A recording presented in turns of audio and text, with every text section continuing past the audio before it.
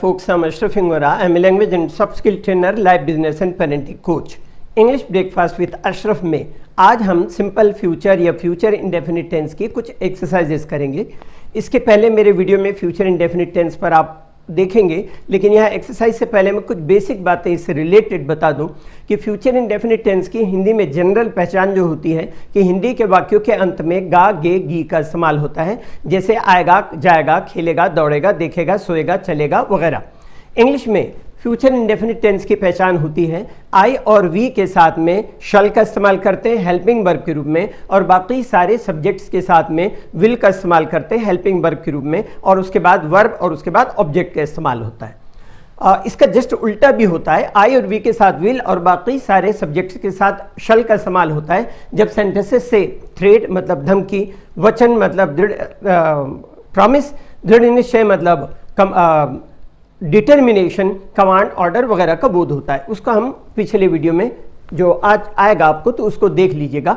यहाँ पर हम एक्सरसाइज कर रहे हैं। एक आपको फ्लुएंसी पार्ट 1, पार्ट 2, पार्ट 3 इस टाइप के अलग अलग पार्ट्स में आ रहे हैं। पहले फ्लुएंसी बी पे था, उसके बाद सिंपल प्रेजेंट में, उसके बाद सिंपल पास्ट में, उसी तरीके से बाकी सारे टेंस में भी आएंगे। उसी पैटर्न का इस्तेमाल करके एक सेंटेंस का जो अफर्मेटिव होता है उसका negative, interrogative, negative interrogative, question words, question tags, agreement, disagreement, subject, verb, object पर इस तरह से क्वेश्चंस करेंगे तो ओरली प्रैक्टिस होते होते जबान पर सेंटेंसेस आसानी से बनेंगे। यहाँ कुछ एग्जांपल्स है, पहले उनको देख लें। सिंपल फ्यूचर का एग्जांपल है we will abide by their decision, हम उनके निर्णय का पालन करेंगे। दूसरा we will advance you the money, हम तुम्हें पैसे पेशगी में देंगे। तीसरा I will be grateful to you, मैं तुम्हारा एहसानमंद रहूंगा। नेक्स्ट है he will require a large sum of money, उसे बहुत बड़ी रकम की जरूरत होगी। सिमिलरली कुछ और एग्जांपल देख लें इस टेंस के। एनी कलर विल डू, ये डू का मतलब जो होता है जो जनरली करना होता है, लेकिन यहाँ पर कोई भी कलर चलेगा, ये भाव आ रहा है। I shall remember this day for as long as I live, जब तक मैं जिंदा हूं मैं इस दिन को याद रखूंगा। They will overcome all their difficulties one day, वे एक दिन अपनी सारी कठिनाइयों से उबर आएंगे। She will contest the beauty competition, वह सौंदर्य प्रतियोगिता में प्रतिस्पर्धा करेगी। आगे I shall always remember this moment, मैं हमेशा इस क्षण को याद रखूंगा। He will dismiss you in a bit of suspicion, bit मतलब जरा सा, थोड़ा। He will dismiss you in a bit of suspicion, वह जरा से शक में तुम्हें निकाल देगा। We will assist you in finding somewhere to live, हम तुम्हें कहीं और रहने की जगह ढूंढने में मदद करेंगे। This will create problem in months ahead, आने वाले महीनों में इससे समस्या उत्पन्न होगी। अब देखिएगा नेगेटिव सेंटेंसेस बनाते हैं तो जनरली बातचीत में शॉर्ट फॉर्म का यूज होता है और सारे सब्जेक्ट्स के साथ विल नॉट का यूज वोंट के रूप में होता है, आई के साथ भी, वी के साथ भी। उसका एक्सप्लेनेशन आप देखिएगा जब हम फ्यूचर इंडेफिनिट टेंस वाला वीडियो जब आप देखेंगे तो उसमें आपको डिटेल में एक्सप्लेनेशन मिल जाएगा। एग्जाम्पल देखें, I won't be busy tomorrow, मैं कल व्यस्त नहीं होऊंगा। नेक्स्ट, ही वोंट पे अस विजिट नेक्स्ट मंथ, वह अगले हफ्ते हमसे मुलाकात करने नहीं आएगा। आगे, the school won't remain close tomorrow, कल स्कूल बंद नहीं रहेगा। इंटरोगेटिव सेंटेंसेस बनाते हैं तो उसमें कुछ चीज़ों को स्पेशली ध्यान दीजिएगा। जो चीज़ मैंने यहाँ पर लिख दिया आप उसको पढ़ेंगे तो भी समझ में आएगा। शैल आई तथा शैल वी का इस्तेमाल निर्देश मतलब इंस्ट्रक्शन में, निर्णय मतलब डिसीजन में, सेवा प्रदान करने में और किसी दूसरे की इच्छा या विश जानने के लिए किया जाता है। एग्जाम्पल से आपको ज़्यादा क्लियर समझ में आएगा। देखिएगा, हम पैदल चलें या बस से, तो जो मैंने आपको पिछली बार कहा उसको फिर से एक बार देख लीजिए। मैंने क्या कहा, शलाई और शलवी का इस्तेमाल निर्देश मतलब इंस्ट्रक्शन में, निर्णय मींस डिसीजन में, सेवा प्रदान करने में और किसी दूसरे के विश जानने के लिए किया जाता है। एग्जाम्पल से आगे बात और क्लियर होती जाएगी। हम पैदल चलें या बस से, शैल वी वॉक और गो बाई बस। आगे, shall I put the fire on, यहाँ पर एक मैं उसको एक्सप्लेन कर दूं पहले, उसके बाद मैं इसको समझाता हूं। जैसे अगर ऑब्जेक्ट छोटा होता है तो हम क्या करते हैं, उसको बीच में लिखते हैं, जो टूवर्ड्स वर्ब बोलते हैं, जिनको फ्रेजल वर्ब्स कहते हैं। उसमें दो शब्दों से, मतलब एक वर्ब और उसके बाद प्रीपोजिशन या एडवर्ब लगा करके नए नए वर्ड्स का फॉर्मेशन होता है इंग्लिश लैंग्वेज पे।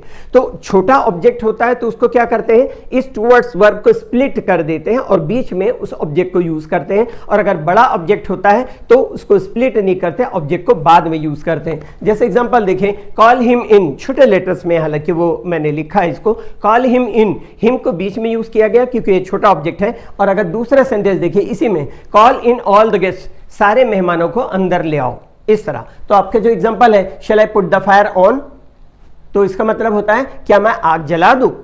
Next, shall we drive you home, क्या हम कार से आपको घर छोड़ दें। नेक्स्ट, क्या हम थोड़ी देर के लिए यहां रुके।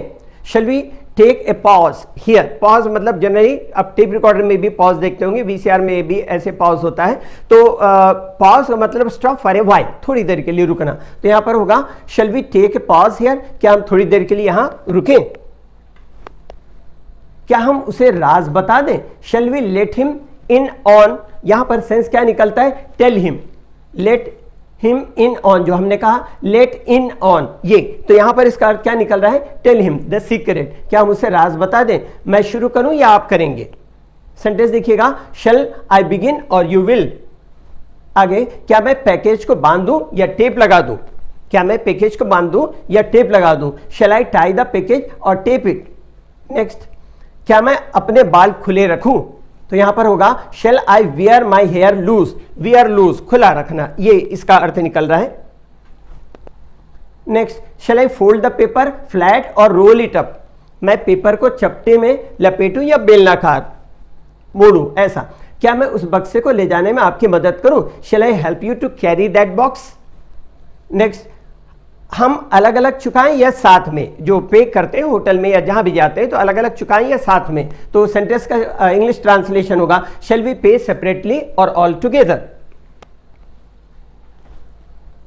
क्या हम रात को यहां ठहरे, नहीं, चलो आगे बढ़े। यहां पर आप देखेंगे यूज थोड़ा सा डिफरेंट मिलेगा, चलो आगे बढ़े उसके लिए। तो फॉर्मेशन देखें, shall we stay here for the night और फॉर द नाइट, तो जो सामने वाला है जो उसके साथ में वो जवाब देता है, वो कहता है कि नो लेट्स प्रेस ऑन, मतलब लेट्स मूव, लेट्स गो, चलो चलें, ये इसका भाव है। हमारे पास कॉफी कम हो रही है, क्या मैं जाऊं और कुछ लेके आऊं। हमारे पास कॉफी कम हो रही है, क्या मैं जाऊं और कुछ ले आऊं। तो इंग्लिश में होगा we are running low on coffee, shall I go and buy some. तो जो दूसरा हिस्सा है वो फ्यूचर का है, इंटरोगेटिव फॉर्मेशन। क्या आप लंबे समय के लिए बाहर रहेंगे, will you be away for long.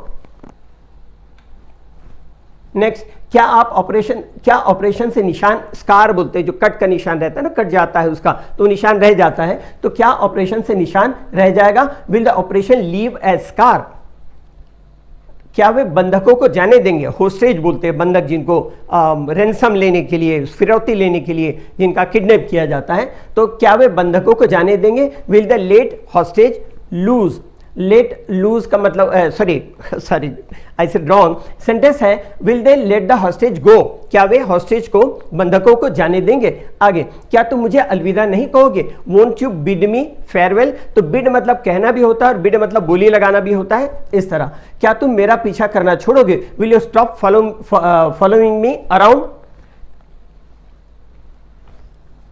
Next है, अगर मैं धूम्रपान करूं तो क्या आपको कष्ट होगा। अगर मैं धूम्रपान करूं तो क्या आपको कष्ट होगा। Will it bother you if I smoke. Next, क्या आप मेरे लिए आलू छील देंगे। Will you peel the potato for me. Peel मतलब छीलना और पील मतलब छिलका भी होता है, वर्ब के रूप में छीलना, नाउन के रूप में छिलका। सिमिलरली रिज्यूमे, ये जो प्रोनाउंसिएशन अक्सर गलत करते हैं लोग, रिज्यूम का मतलब फिर से शुरू करना, फिर से उस काम को करना, और रिज्यूमे जो होता है स्पेलिंग वही है, जो प्रोनाउंसिएशन अलग हो जाता है। रिज्यूमे मतलब जिसको हम बायोडाटा वगैरह जो बोलते हैं, जो आप इसके लिए जॉब वगैरह के लिए जाते हैं, तो that is called resume, resume नहीं है वो। सिमिलरली लीव LIVE ये वर्ब के रूप में है, और लाइव LIVE स्पेलिंग वही है, लेकिन लाइव यहां पर एडजेक्टिव है, जैसे लाइव टेलीकास्ट बोलते हैं। आगे दिखेगा, क्या वे उपस्थित नहीं होंगे। Won't they be present. क्या तुम माफी मांगोगे। बिल्कुल नहीं। अब ये जो बिल्कुल नहीं वर्ड है वो नाराजगी से यूज किया गया शब्द है। देखेंगे जो सेंटेंस को, विल यू अपोलोजाइज अपोलोजाइज मतलब क्षमा मांगना, तो कहता है नॉट ब्लडी लाइकली, इसका मतलब होता है certainly not, not bloody likely मतलब बिल्कुल भी नहीं, ये इसका भाव है। आगे, क्या कॉफी अगले हफ्ते के लिए बचेगी? क्या कॉफी अगले हफ्ते के लिए बचेगी? Will the coffee last out till next week? Next, क्या मुझे ऑपरेशन कराने की आवश्यकता होगी? Will I need to have an operation? Will I need to have an operation? क्या आप अगले सप्ताह को रहेंगे? Will you be around next week? क्या तुम अपनी किताबें टेबल से हटाओगे? Will you take your books of the table? Take off मतलब हटाने का सेंस है। Will you take your books of the table? क्या आप भूकंप पीड़ितों की सहायता नहीं करोगे? Won't you help the earthquake victims? Victims मतलब पीड़ित, अर्थक्वेक तो कॉमन सा वर्ड है, भूकंप। क्या तुम आईने के सामने खुद को संवारने में वक्त बर्बाद करना बंद करोगे? Will you stop preening yourself in front of the mirror? Will you stop preening yourself in front of the mirror? Next देखिए, क्या कोई मुझे स्थिति के बारे में विस्तार से समझाएगा? Will somebody explain the ins and outs of the situation to me? ins and outs का मतलब होता है, इसका मतलब जो विस्तार से या डिटेल में जिस चीज को कहे वो। आगे देखिए, क्या बड़े सोफे के लिए आपके बैठक के कमरे में पर्याप्त जगह होगी? Will there be enough room for that large sofa in your sitting room? अब यहां रूम शब्द को देखिएगा, रूम का मतलब होता है कमरा और रूम का मतलब होता है जगह। Is there any room for me? क्या मेरे लिए यहां कोई जगह है जैसा बैठना चाहते हैं? Is there any room for me? Similarly यहां पर कमरे में सोफा रखने की जगह, तो कमरा रूम कहलाएगा और रूम जो है वो जगह के लिए भी इस तरह से इस्तेमाल होता है। आगे देखिएगा, क्वेश्चन वर्ड्स के यूजेज, जो भी सुटेबल क्वेश्चन वर्ड होगा, when, why, how, where etcetera, इनके यूजेज देखें। तुम मेरा अपमान क्यों करोगे? Why will you insult me? Next, हम इस सप्ताहांत क्या करेंगे? What shall we do this weekend? Weekend जो बोलते हैं जनरली फॉरेन में ज्यादा मनाया जाता है, सब एक वीकेंड को छुट्टी वगैरह, तो दैट इज सैटरडे का दिन होता है, दैट इज कॉल्ड वीकेंड। मैं शॉपिंग कब करूंगा? When shall I do shopping? हम किस समय शुरू करें? What time shall we begin? What time shall we kick off? ये kick off जो है ये वही है फ्रेजल वर्ब जिसको मैंने कहा था। मैं पैसे को कहां छुपाऊं? Where shall I hide the money? ये बदलाव हम पर प्रभाव कैसे डालेगा? How will this changes affect us? Affect मतलब प्रभाव डालना वर्ब है और इफेक्ट मतलब प्रभाव, ये वर्ब नहीं है। और अगर इफेक्ट का वर्ब के रूप में यूज करते हैं तो उसका अर्थ होता है अकम्प्लिश, पूर्ण करना, इस तरह से। आगे, आपके दोस्त यहां कब तक रहेंगे? How long will your friend be here? या how long will your friend stay here? Next, हमारे लिए आज रात को भोजन के लिए क्या रहेगा? What shall we have for dinner tonight? What shall we have for dinner tonight? ये हो गए कुछ क्वेश्चन वर्ड्स के यूजेस। इस तरह से ये एक्सरसाइजेज जो मैंने बताया उनमें जो कुछ वर्ड्स भी आपको मिलते हैं, सपोज उनकी मीनिंग नहीं मालूम, उन वर्ड्स को भी नोट करें, उनको भी याद करें। और साथ में बहुत मुश्किल नहीं है इंग्लिश बोलना, मैं बार बार रिपीट कर रहा हूँ। एक मेथोडोलॉजी उसका इस्तेमाल करेंगे जो हमने बी का यूज के दौरान बताया कि एक सेंटेंस का 14-15 सेंटेंसेस ओरली बनाइए, affirmative, negative, interrogative, question words, question tags, agreement, disagreement, subject पर, वर्ब पे, ऑब्जेक्ट पर, और अगर मान लीजिए एडजेक्टिव है, एडवर्ब है, उन पे भी जितने भी ऐसे सेंटेंसेस पे क्वेश्चन बनते हैं उस तरह से क्वेश्चन करके, तो ग्रेजुअली ये होगा कि पहले सेंटेंसेस बनाने में थोड़ी सी डिफिकल्टी जाएगी, थोड़ा सा समय लगेगा। ग्रेजुअली समय नहीं लगेगा, इसका मतलब आपकी फ्लुएंसी ग्रेजुअली इंप्रूव होने लग गई। इस तरह से आप आसानी से इंग्लिश बोलना सीख जाएंगे। मेरी वीडियोस देखते रहिए लगातार, उसमें आपको स्टेप बाय स्टेप नाम भी दिया हुआ है, step by step learn English करके आप उसको इस तरह से अगर फॉलो करें, आप इजीली फ्लुएंसी इंप्रूव कर लेंगे। इंग्लिश के लिए आप मेरे channel English breakfast with Ashraf and soft skill के लिए Ashraf the mover and shaker को लाइक, शेयर एंड सब्सक्राइब करें। कमेंट सेक्शन में कमेंट करें, बेल आइकॉन प्रेस करें और मेरी बुक जरूर पढ़ें। Thanks for watching.